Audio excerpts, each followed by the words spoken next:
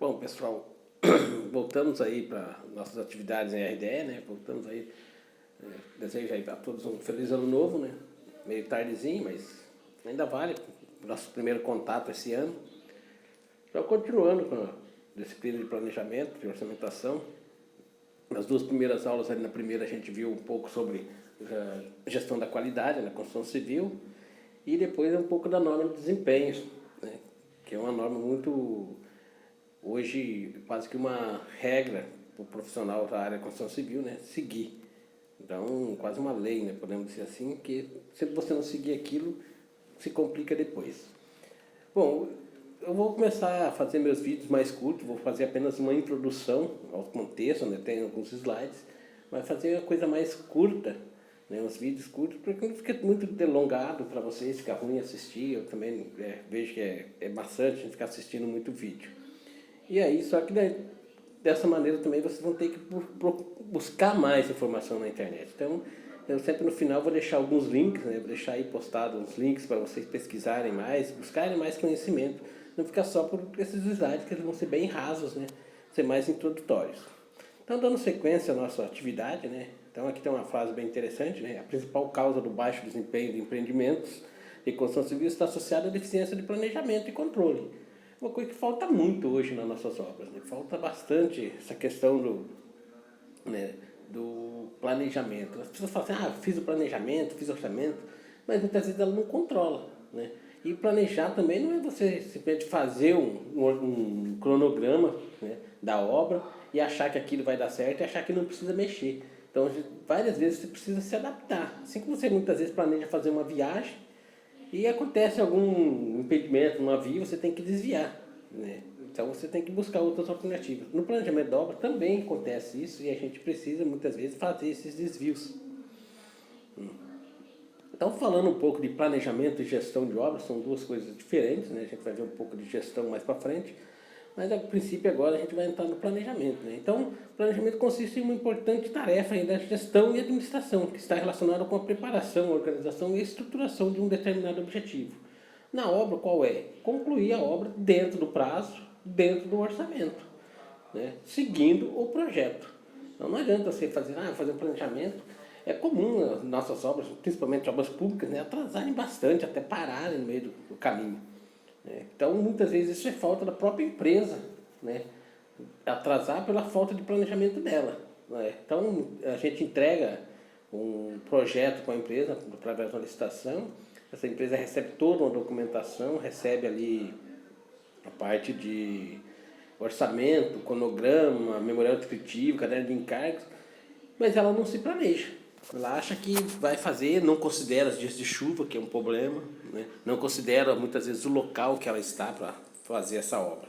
Então não adianta ter ali um organograma, né? Um cronograma bonitinho, caprichado, se a empresa não pensou como ela vai fazer essa obra. Então, planejamento, né? O planeamento é uma ferramenta administrativa que possibilita perceber a realidade, avaliar os caminhos, construir um referencial futuro, o trâmite adequado e reavaliar todo o processo que é compreender e o acompanhamento se destina, sendo, portanto, o lado racional da ação. Tratando-se de um processo de deliberação abstrato e explícito que ocorre e organiza ações antecipando os resultados esperados. Essa é a ideia, né? Então, assim, estou planejando fazer um piso.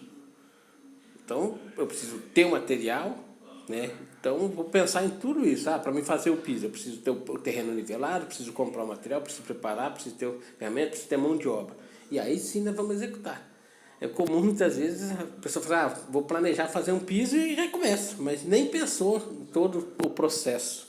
Então, a gente precisa, né? Então, no planejamento de obras, tem uma etapa desafiadora, que envolve a escolha das tecnologias, atribuições, funções, estimativa de mão de obra, materiais, equipamentos, além das possíveis interações entre os recursos. Por isso, um planejamento ideal evita surpresas no tempo e na execução do orçamento de obra.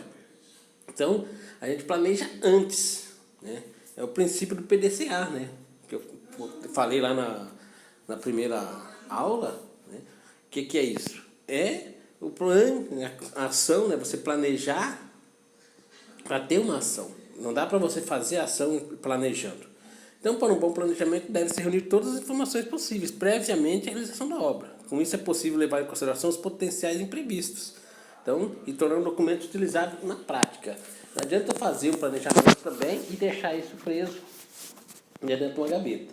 Então, precisamos pensar em tudo. Vou começar uma obra. Então, primeira coisa, né?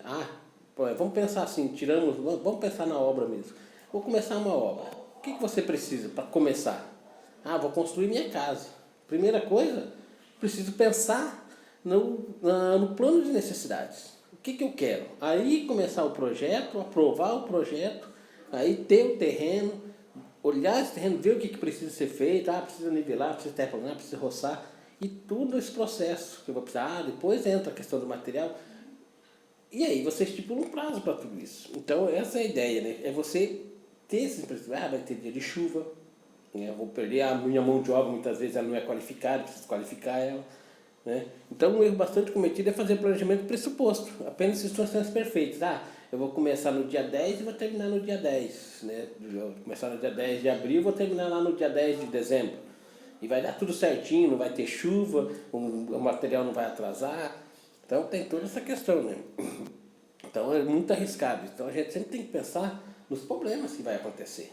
Né? No meio do caminho de uma obra tem muitos entraves. Né? Eu tenho todo um procedimento.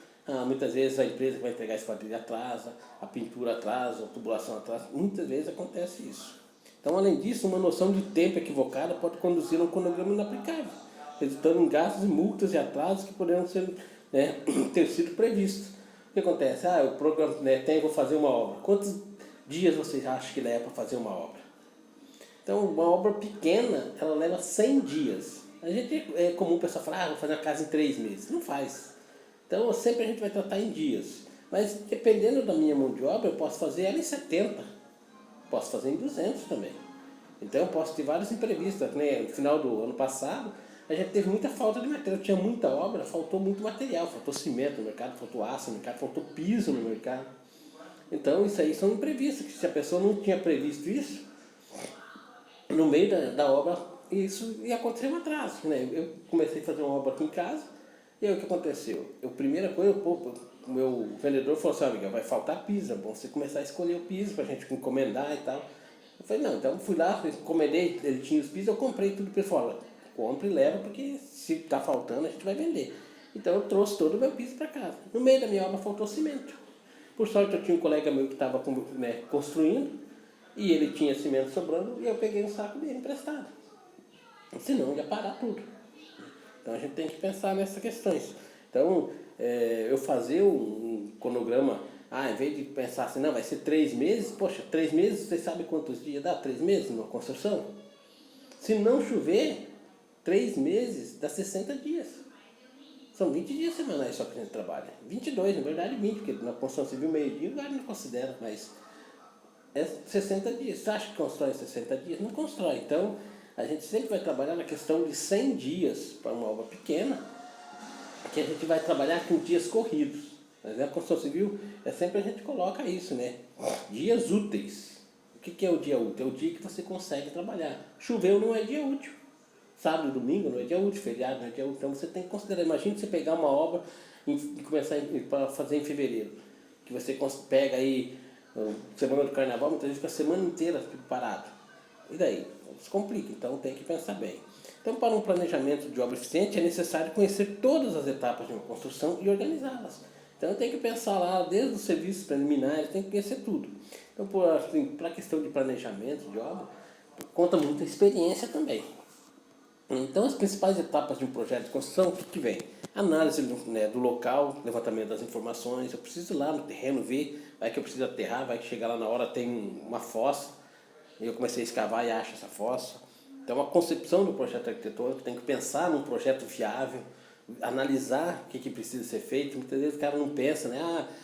Como é que vai pôr a porta? O arquiteto faz lá um esquema, uma vitrine muito doida, e você acha que é uma porta normal, chega na hora que ele precisava antes da execução, talvez precisava ter algum engaste, algum escoramento, alguma coisa, para depois ser feito. E aí, se você não previu isso, então tem que se pensar nessa concepção do projeto.